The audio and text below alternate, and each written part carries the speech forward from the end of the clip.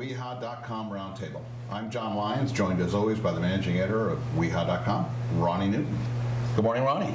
Good morning, John. So we say good morning, but this is going to mostly be airing in the evenings, but we are doing a rare morning taping. I also want to take a moment to wish happy birthday to our executive producer, Jennifer Evans. Jennifer's behind the glass there, and we're always grateful for what she does. So happy birthday, Jen.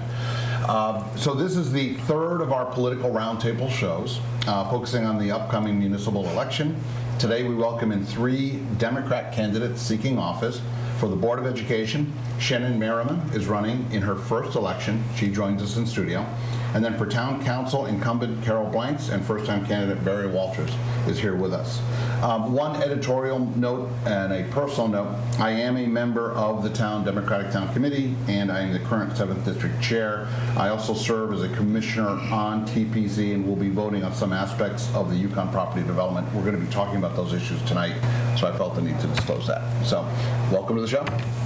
Thank you. Thank you. Welcome. Good morning. Good morning. So nice to have you all here. We're going to jump right in. So Carol, as the seasoned veteran of the 3, you're running for re-election, and except for the mayor, you are at this point the most senior member on the council. What would be your advice for somebody running for office for the first time, and then, if successful, getting elected? What advice would you offer your fellow candidates here? Thank you for the question. So you have a correction.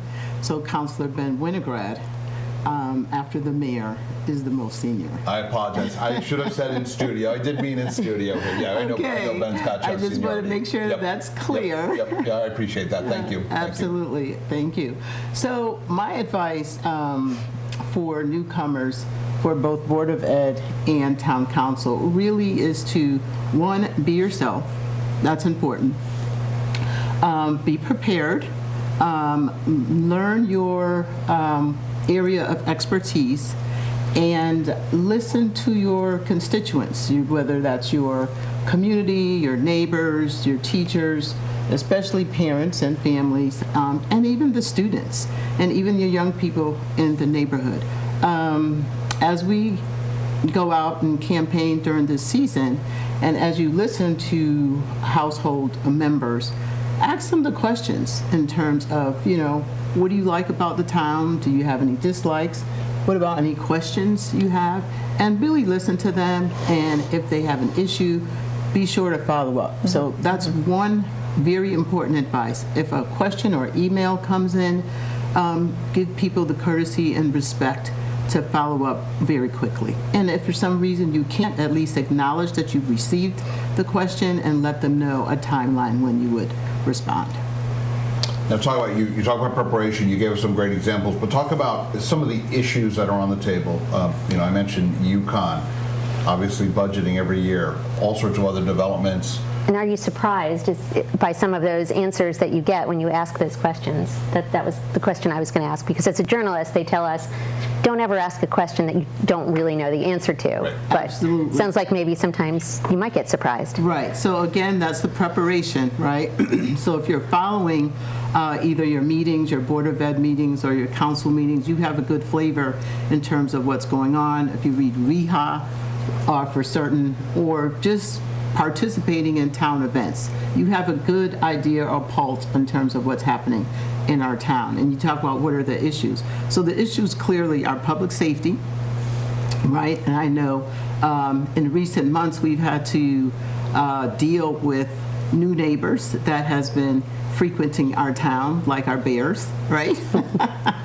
With the bear, you can call 911, but while we're waiting for public safety or PD to arrive, you also have to make sure that you're safe.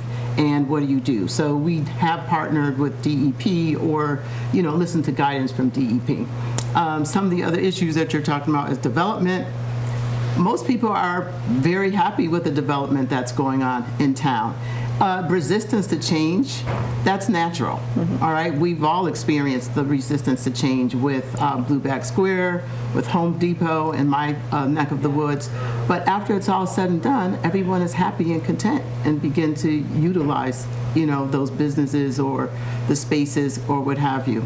The Yukon property I'm going to stay away from that, and the reason being is because that is going to come before the council at some point, and we're going to have to make a decision, so I don't want to get myself in trouble.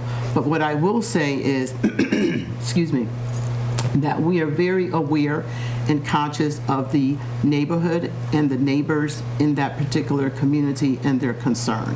And what I would offer is that they contact the town hall, speak to our manager, Mr. Rick Ledwith, and engage or just share with him what their concerns are. And Mr. Ledwith is very good about responding. And that's all I'm going to say right now, because I don't want to get myself into any trouble. And then I think there was a third question you had.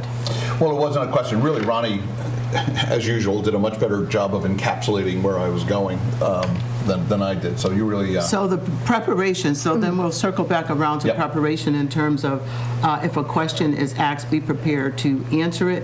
And if you're not able to answer, again, provide them with some type of information in terms of who you can direct them to in town. Town professionals are very good. They respond very quickly. And oftentimes when they do provide that information back to our residents, residents are very happy. All right, we're going to jump into, we got into preparation, so we started to jump into some of the issues. I'm going to back up just a little bit. Shannon, we're going to start with you. And I'm going to ask the same question of all of you. Tell us a little bit about your background. Talk a little bit about why you decided to get involved and on the Board of Ed. Yeah, well, first of all, thank you for having me here. So my career has been fully dedicated to the field of education. I started out in higher education space, and then ultimately, while I was working at the university level, realized there were a lot of root cause challenges and issues that were preventing access and opportunity for a lot of students for even getting to that place. And so I shifted 13 years ago into working with the K-12 space, and I've done a wide range of different kinds of systems level positions that support school districts and schools. I've worked with the more recently the Connecticut State Department of Education in their talent office, really looking to support the profession of education and the full continuum of experiences that prepare someone to become an educator, which was just such rewarding work. And now I currently lead a nonprofit called Ready CT, which works at the statewide level, focused on ensuring that students are prepared for their future through college and career readiness programming. And so I think as a parent of two daughters in the West Hartford public school system, I've spent a lot of time kind of looking across the state. I have a very niche knowledge about educational policy issues in Connecticut, and I really wanted to find the time where I could start to apply that knowledge and experience to my own community, and things just sort of fell in place in terms of timing, both personally and professionally. So when there was this opportunity to be part of the slate, I jumped at it. So very excited to be here. Super. Barry. Thank you. Thank you for having me here this morning. I started out, my college undergraduate degree was urban planning and regional development. So I sort of had this attraction to the urban landscape, and also not just the urban landscape, but the human and social interaction with the urban landscape. So I've carried that with me all these years, even though my career has carried me other directions. And so my desire there is very strong when it comes to where I live in West Hartford. My career is working at an HIV/AIDS service organization where I am the Director of Communications and Policy. So I do a lot of advocacy work. I work with the state and also some of our federal officials. I do a lot of talking, a lot of typing is what I tell people. And it's a great job. I love it. Been there since 2014.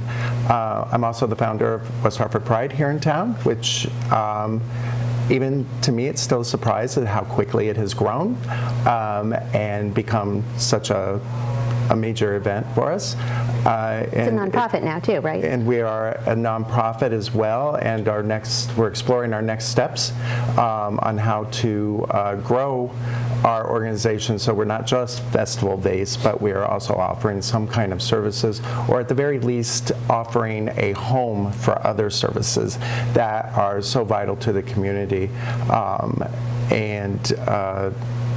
I too have a child in the West Hartford school system. He's now 17 and a senior, so he's kind of grown up in the system here, and we've been pretty happy with how he has some challenges, and we've been very happy with how West Hartford school system has been able to meet those challenges and provide the assistance that he needs.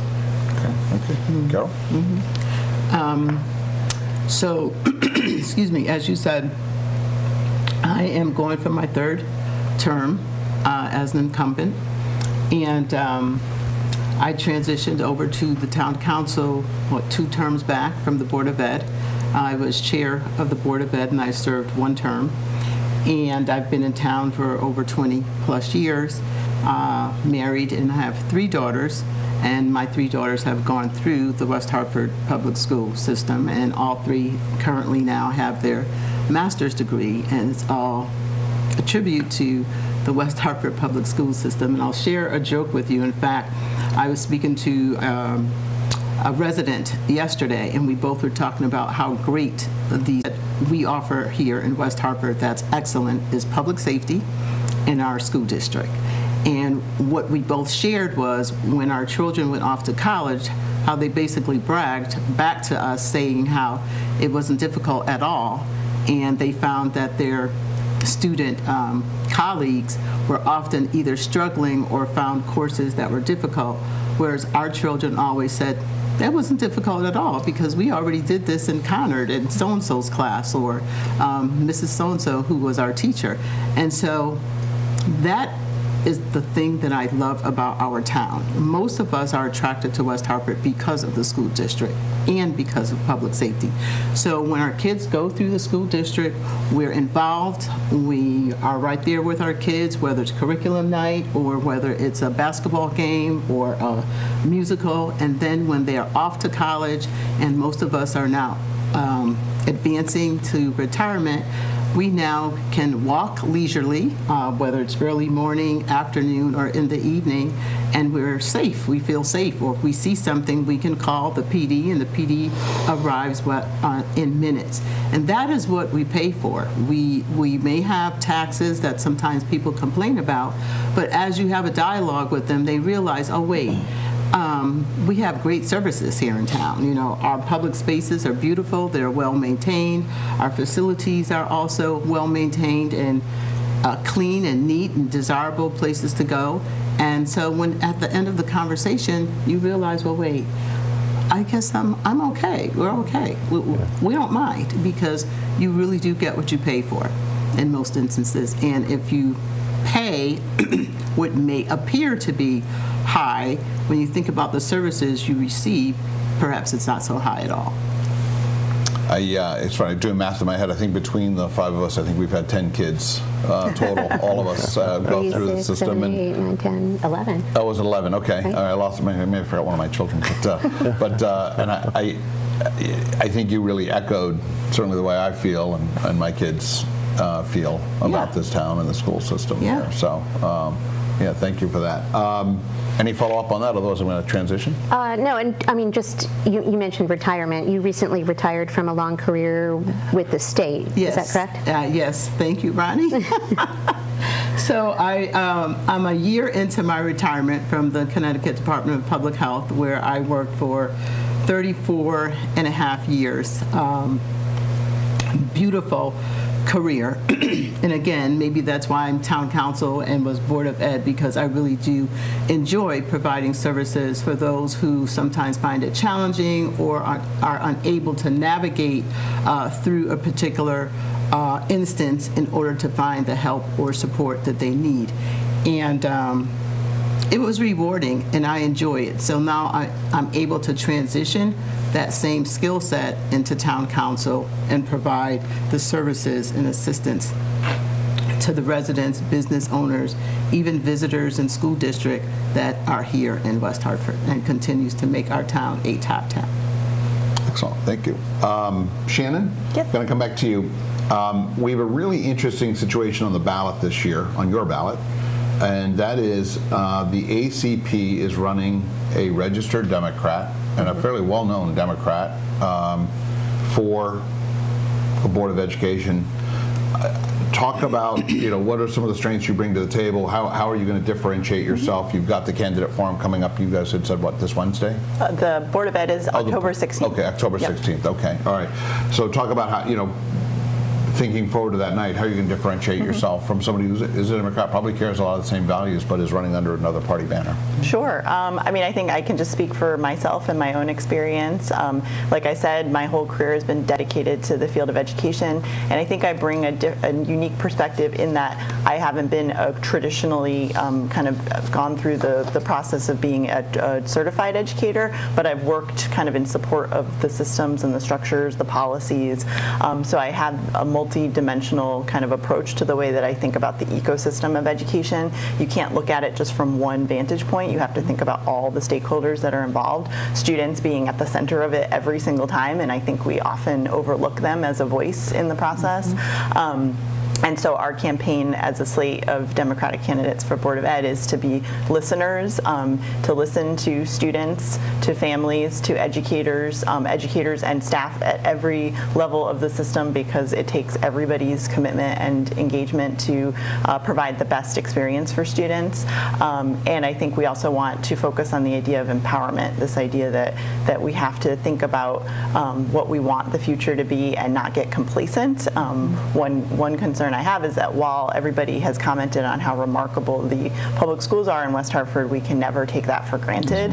I work with school districts all across the state, so I have an interesting comparative perspective of saying what it's looking like in other places, and it can change on a dime if a certain constellation of things happens. And what's the biggest mistake you see a school district make that West Hartford should avoid? If you deal with other school districts, what are some of the mistakes you see? Quite honestly, it's when the Board of Education becomes politicized. That is a place where I think we have to, again, put students at the center every single time. And if it becomes the vehicle for other agendas, then that's when things can go awry. And so I've seen that happen. I work with boards of ed, again, all over the state. And when that governance structure is dysfunctional and ineffective, you feel, leadership starts at the top and you set that tone, and you can feel it permeate throughout the school system. And then I also think we just have to be really smart about the way we learn about best practices in school districts, and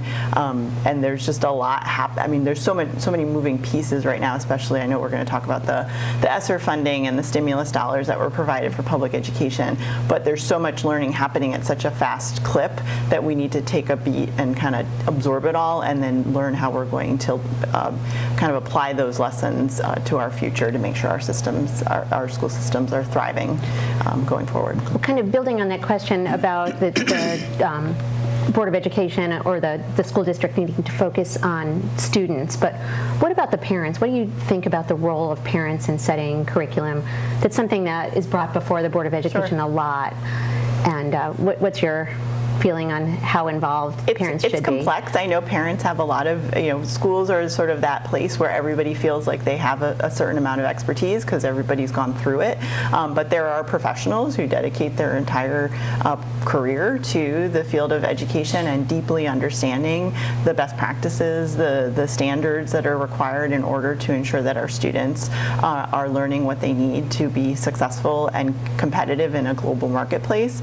And we have to be mindful that those professionals are always putting, I would assume in 99.9% of the cases, putting students at the center of what they're doing and how they're deciding on things. And so we have to be careful. I think parental input is important, but knowing that you can't be all things to all people. We have to kind of listen to what the experts are saying, bring that to bear, and then have parents kind of just informed about why changes are happening. I think half of the communication challenges we have is just because of a lack of information or misinformation, and so communications is going to be key as we move towards any kind of change. Like Carol was saying, change management. Change is hard, but we just have to explain and be really clear about why a change is happening and why it is in the best interest of students. Okay, thank you for that. Thank you. Barry and Carol, I'm going to ask Barry to go first on this. Same question, different characters. Rick Bush is running for town council as an under the ACP banner, but with a Republican with an R, I believe, next to his name. Ronni, correct me if I'm wrong, but I believe he's still a registered Republican. He's bumped heads with Mary a little bit. He was up for the MDC renewal. Obviously, that got a little political. But Rick he's very well known. This is not his first time on the ballot. He's a known businessman in town. Barry, we'll start with you. Talk a little bit about, contrast yourself a little bit with Rick. How are you going to try to fend off his efforts to pick up a seat? Okay, fair enough. I'm not going to speak to Rick as a person because he's a very nice guy. I like him, and we've hung out together, pole standing for other people, and had great conversation. I think that I bring a very well-rounded approach to the town. I have my eyes on a number of different issues here in town. We are not a single issue town. We're not a single issue state. And there's a lot of things that we have to stand back and look at from a high level and then drill down into it.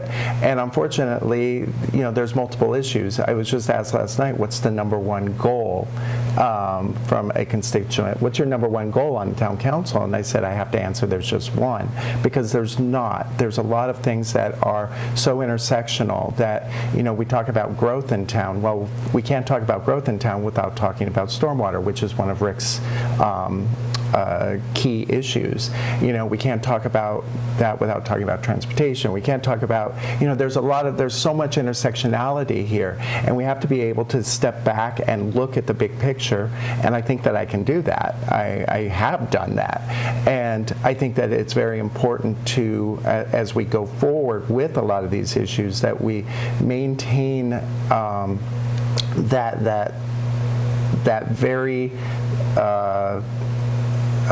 intense view of how things are going, and I think that I am the right person to do that. Okay. Thank you for the question. Sure. I too like Rick, and I remember when Rick first ran, and that was in 2019. We were all over at Charter Oak, and it's funny because I admired Rick because Rick just put himself out there, and one of the reasons was because of the stormwater drainage issue.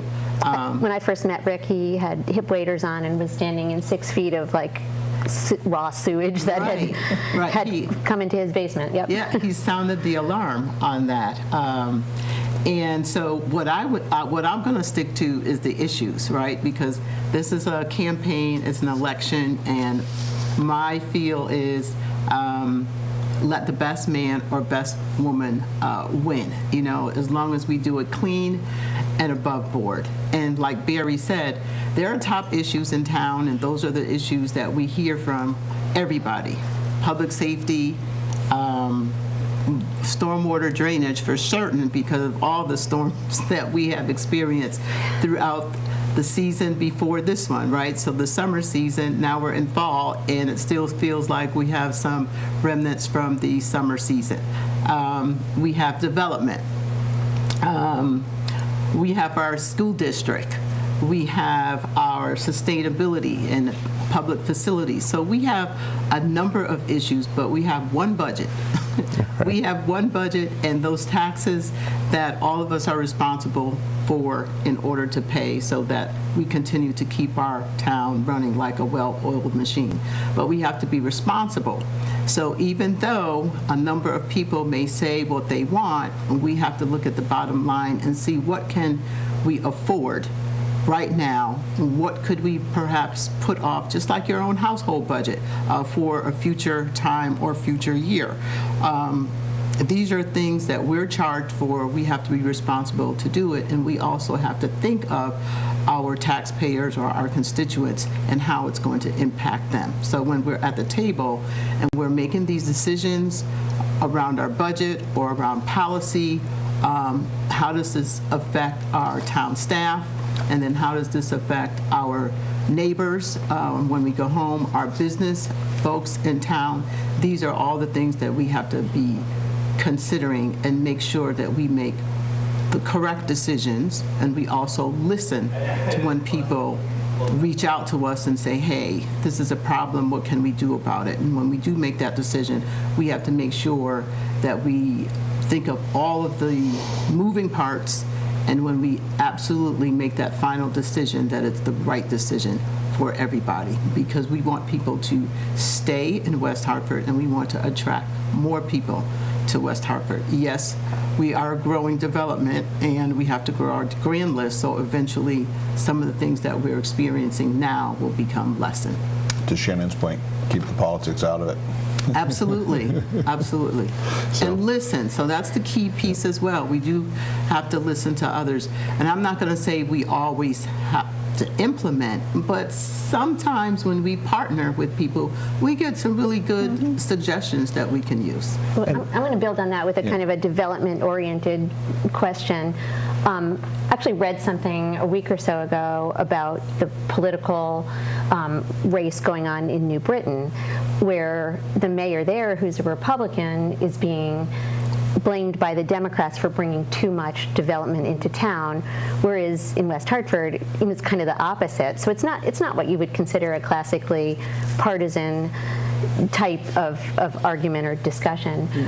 But there is a lot of development in town, and I believe an estimated, if everything goes through that's being proposed, 2,000 more housing units coming to town, which could put pressure on the schools, but actually because I report on the Board of Education also, the school enrollment has been declining. There is capacity in the schools. More teachers would have to be hired, but the physical plant has space for those students. But looking at it in a big picture, not speaking about UConn in general, what do you think about the pace of development in town? I know the mayor has said, if you're not moving forward, you're standing still. Absolutely. Is that something you... Yes, I would agree. And I think the development that we're experiencing in town is on par, right? And it's not just in West Hartford or Connecticut, but we're seeing that throughout the country.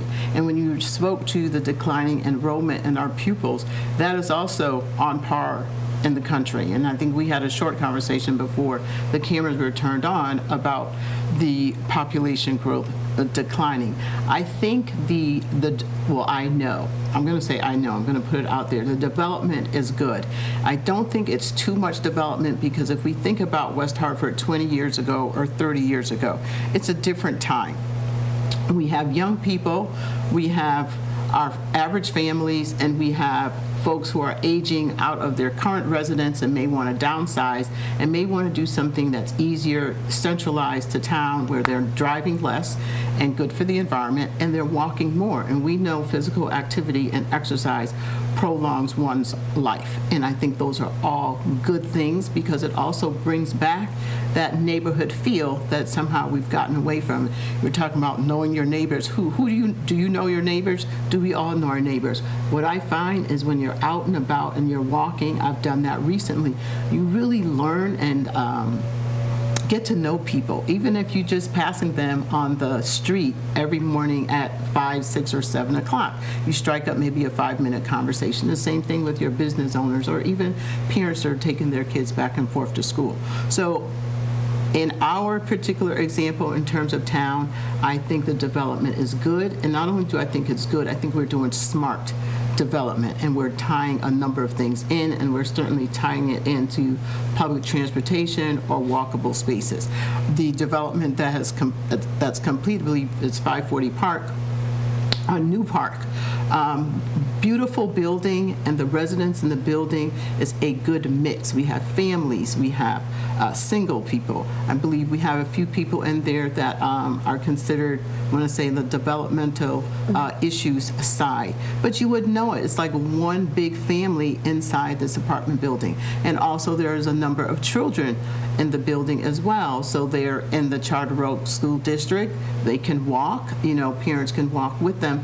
So I think it's a good thing, and I think we've hit the nail on the head. And not only that, but developers want to come to West Hartford. That speaks volumes. I can say from the TPZ side, we're seeing that developers want to do business and do responsible growth in West Hartford. In West Hartford, Yep. That's right. Yeah.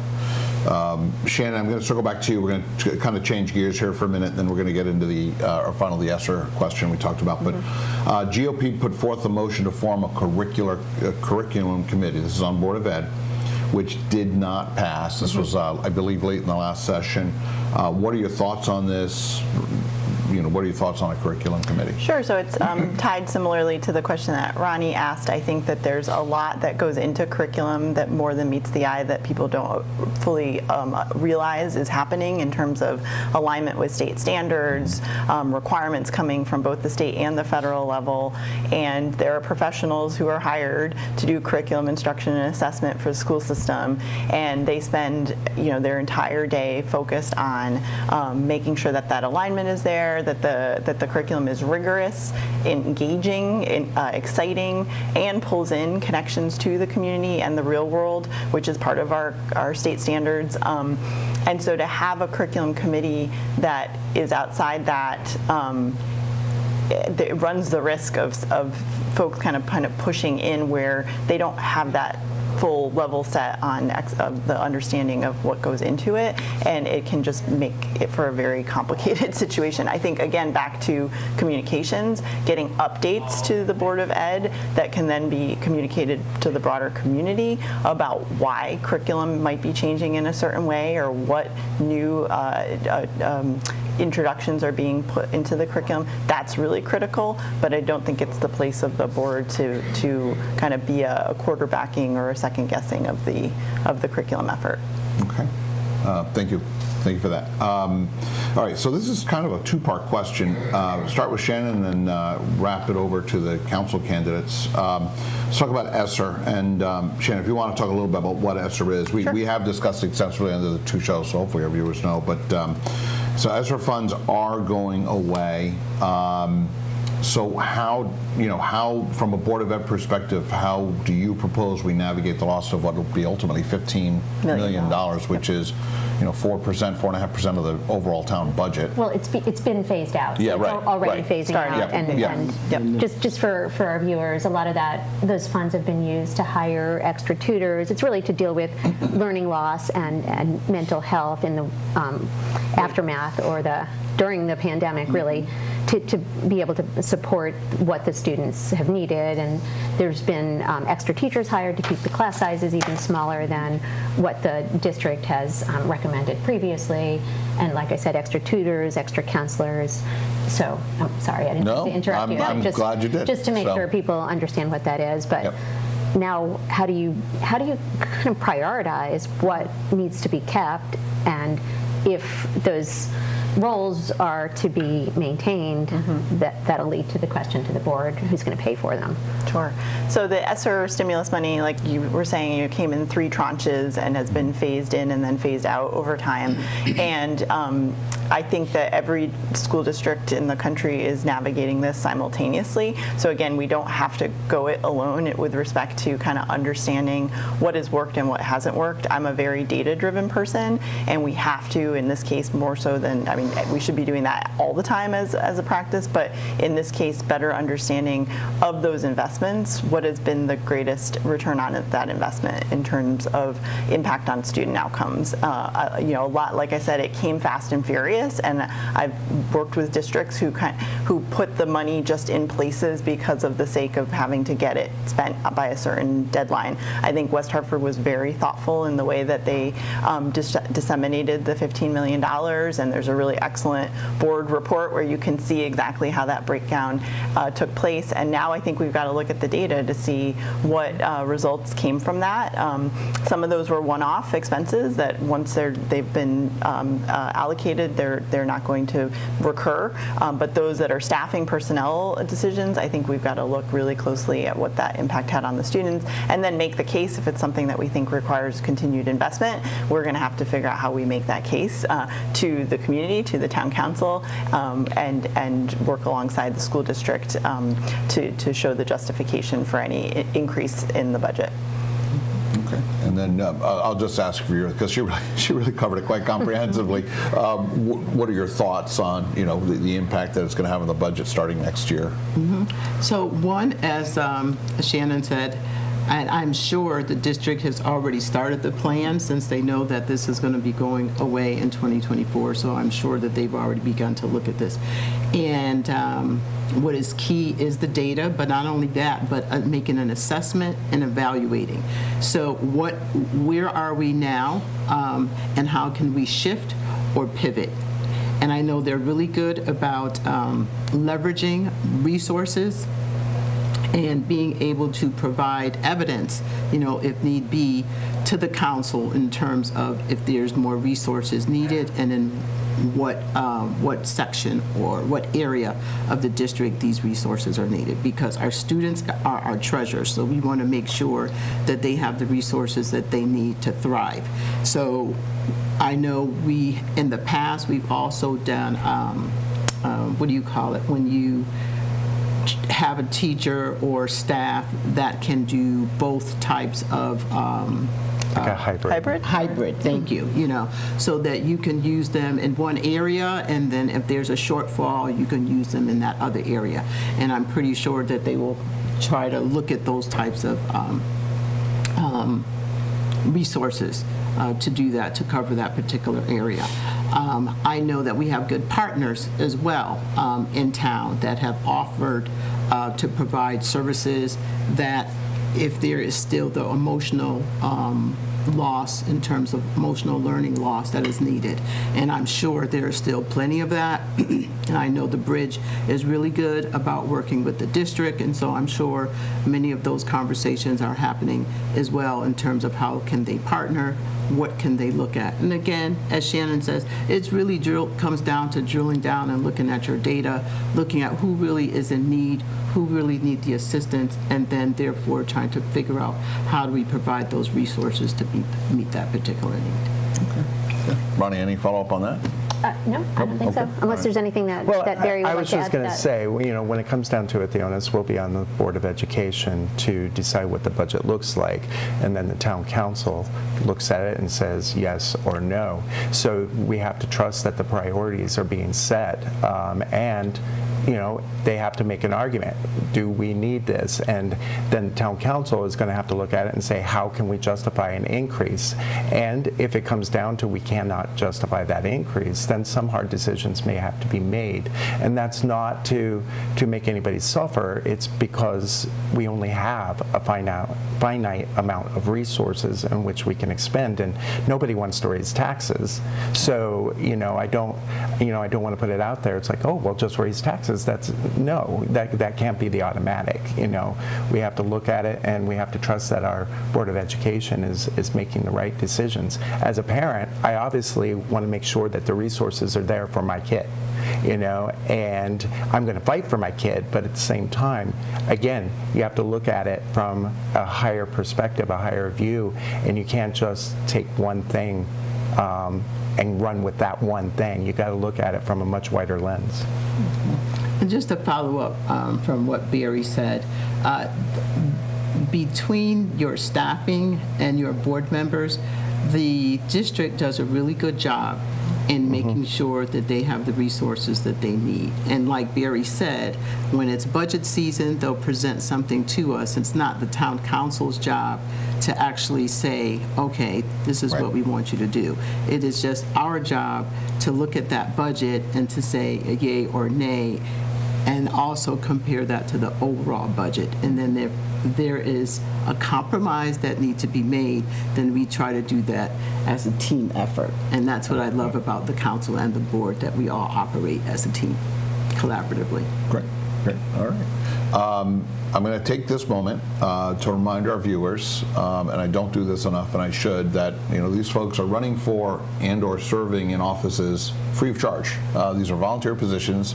They work their tails off to get elected, and then they work their tails off being elected and serving the community. So, regardless of party affiliation, we all need to be grateful to all of you for participating in the process, agreeing to step up and serve the community. So thank you for that. Any last thoughts? 15 to 30 seconds each before we wrap up. Jenna. Sure. I just hope that I have the opportunity. I'd love to hear from voters about the issues that are keeping them up at night relative to our public schools, and how to think again ahead of the curve, like that second bounce of the ball. Where is the world going, so that we then can ensure our students are set up for that future. And I think we just want to be as innovative and creative as possible as we get there. So I want to hear from folks. I know that my two other colleagues who are on the slate, Latoya Fernandez and Jason Gagnon, would also love to hear from voters about anything that's on your mind. And we just look forward to being out. We're going to start, we've been canvassing, and we're going to be out meeting people. And really, it's just a listening tour to really make sure we're serving the best interests of students in West Hartford. And you said the magic words for me. You said keep me awake at night. Right now, the Jets are keeping me awake at night. So I had to work that in. I'm sorry. If I could have done a 45-minute rant on the Jets for the show, I would have. So Barry, what's on your mind? Not the Jets. No, I actually really mirror what Shannon just put out there, in that it's really listening to folks as we get out there, and hopefully the weather cooperates so we're not drowned rats out there talking to people, and really listening and learning what is on their mind. So far, we're hearing lots of positive things about the community and about the job that the current town council and the past one has done. So, I really look forward to being part of that team effort to keep our town really strong and moving forward. And I hope that I can bring a pragmatic approach to it, and just delve into all the good, the bad, and the ugly that goes along with governing. So I think that's I think it's going to be fun. I might be a little bit crazy that way, but I think it's going to be good, and I think we have a great team for our community. Okay. Thank you. And thank you for the meet this morning. It was enjoyable. What I would say is this: since I have started my door knocking, municipal elections are very important. This is where the rubber meets the road. Many people, they get out and vote when it's a presidential election and a state election, and somehow they forget about their municipal election, where all their services count. Right. So my message to the viewers are: save the date, Tuesday, November 7th. Make sure 5 weeks from tomorrow. Right. Make sure you vote, because your voice is your vote. My message, I want to continue to grow and improve our town and make it better. As Shannon said, we're good, but that doesn't mean that we don't have opportunities to improve. So smart growth, improvement, welcoming and inviting for all families, and public safety is key, and we're all responsible for public safety. So if we see something, please don't hesitate to say something.